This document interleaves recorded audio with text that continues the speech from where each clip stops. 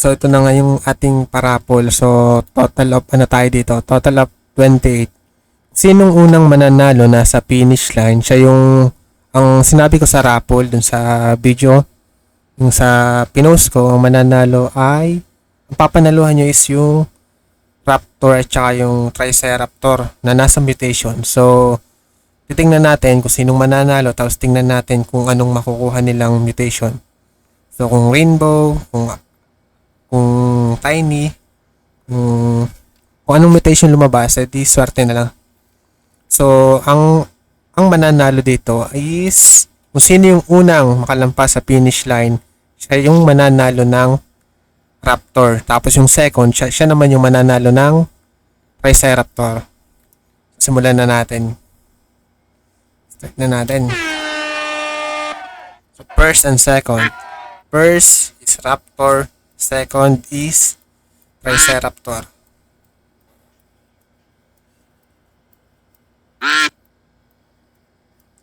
Sino kaya ang mananalo?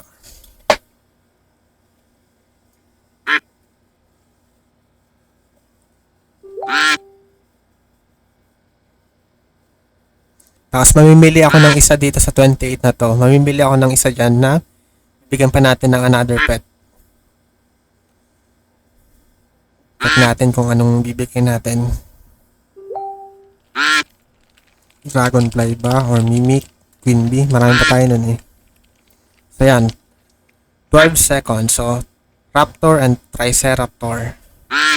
So, ang first is Raptor and then second is Triceraptor. So, sino mananalo? Dachimochi yung first. Ang second is JJ.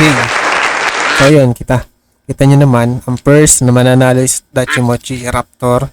Tapos yung second is yung si JJ. So, yun lang. So, mag-ano lang kayo, mag-comment lang kayo sa, or sumali lang kayo sa ating groups. Meron pa tayong mga pa-challenge. And then, yung sa mga sumali sa lahat ng ito, sumali in 28 kayo totally. Mamimili na lang ako ng isang bibigyan ko. So, hulaan nyo na lang kung anong pet ibibigay ko. So, yun lang. Thank you.